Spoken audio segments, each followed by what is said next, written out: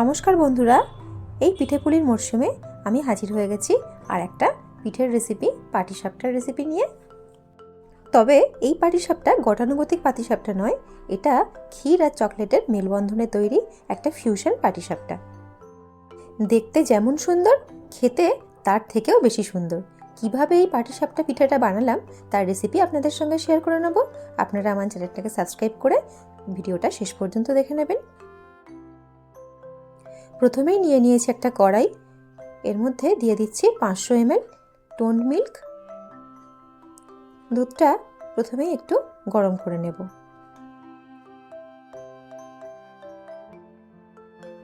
দুধটা গরম হয়ে গেছে, এবার আমি এর মধ্যে 100 গ্রাম মতো গুঁড়ো দুধ ইউজ করছি। আপনারা চাইলে শুধু লিকুইড দুধ দিয়েও এই পুরটা বানাতে পারেন, তার জন্য 1 লিটার দুধ আপনাদেরকে নিতে হবে। গুঁড়ো দুধটা অল্প অল্প করে মেশালাম আর নেড়ে নেড়ে নিয়ে পুরোপুরি মিশিয়ে দিলাম। এবার এর মধ্যে কোকো পাউডার ইউজ করছি 1 table spoon. Medium to low ফ্লেমে বেশ কিছুক্ষণ ফুটিয়ে নেওয়ার পর দেখুন দুধটা অনেকটাই গাঢ় হয়ে এসেছে। এবার এর মধ্যে আমি অ্যাড করে দিচ্ছি 3 টেবিল স্পুন মতো চিনি। চিনিটা কম পরিমাণেই ইউজ করলাম, কারণ এর মধ্যে আমি এখন ডেয়ারি মিল্কের একটা বড় চকলেট ইউজ করব। চকলেটটাকে নেড়ে চেড়ে ক্ষীরের মধ্যে মিশিয়ে নিচ্ছি।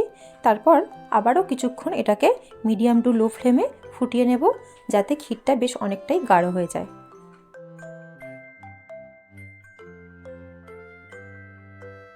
দেখুন ক্ষীরটা অনেকটাই গাঢ় হয়ে এসেছে। এবার ফ্লেমটা অফ করে দিচ্ছি আর এটাকে একটা বাটিতে শিফট করে নিচ্ছি। এবার পাটিসাপটার ব্যাটারটা তৈরি করতে হবে। তার জন্য নিয়ে নিচ্ছি 250 ml কাপের 1 কাপ মতো চালের গুঁড়ো আর ওই কাপেরই হাফ কাপ ময়দা।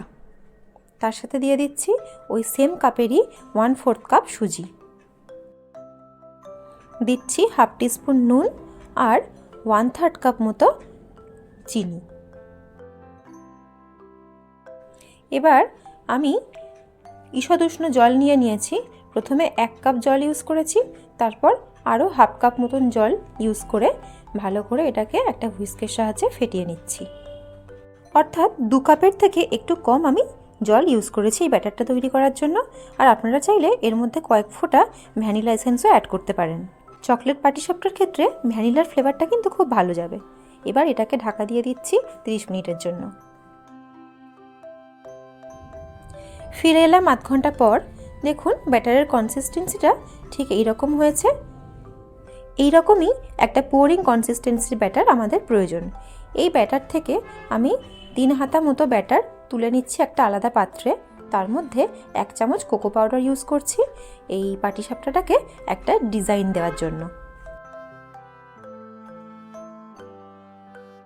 একটা ননস্টিকের প্যান গরম হতে দিয়েছি, তার মধ্যে একটু অয়েল ব্রাশ করে নিলাম।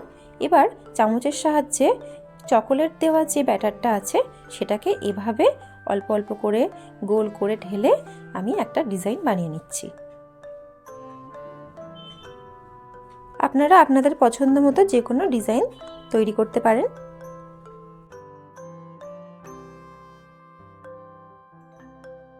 এবার এর মধ্যে সাদা ব্যাটারটাকে ঢেলে দিচ্ছি আর হাতার সাহায্যে ঘুরিয়ে ঘুরিয়ে ব্যাটারটাকে আমি ছড়িয়ে নিচ্ছি। আপনারা চাইলে ফ্রাই প্যানটাকে ঘুরিয়ে ঘুরিয়েও এই ব্যাটারটাকে ছড়িয়ে নিতে পারেন। 2-1 মিনিটের মধ্যেই ব্যাটারটা অনেকটা ড্রাই হয়ে আসবে। যখন ব্যাটারের ওপর পিঠটা অনেকটা ড্রাই মনে হবে, তখন এর মধ্যে পুরটা দিয়ে দিতে হবে।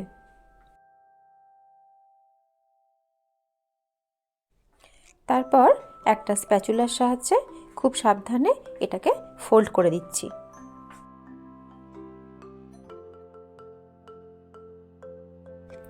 ব্যাস রেডি হয়ে গেল চকলেট পাটিসাপটা। এইভাবে প্রত্যেকটা পাটিসাপটাকেই আমি বানিয়ে নিয়েছি।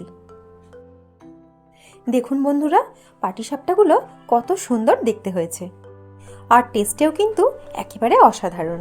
তাহলে বাড়িতে একবার অবশ্যই ট্রাই করবেন এই পাটিসাপটার পিঠেটা।